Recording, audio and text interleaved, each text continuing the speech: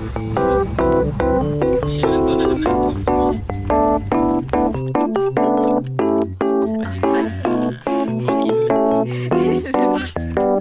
เอาอะไรอาจารย์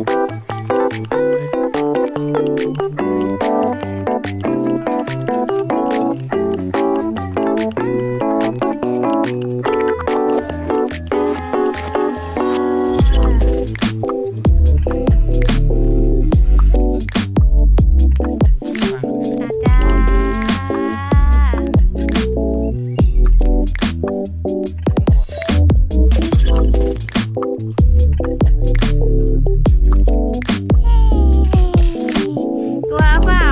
อุ้ย ไม่กลัวหรอกมือแน่นเชียว อุ้ยเสื้อพอจะขาดแล้วลูกแม่ถ่ายวิดีโอไว้ให้นะ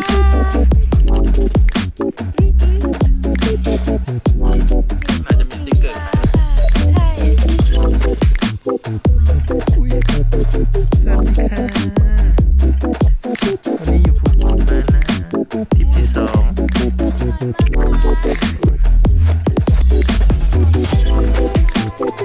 ทะเล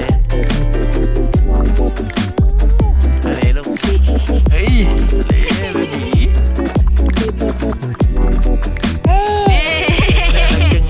ขออันเล็กหนูพอขออันเล็กๆเขามีไม้เขา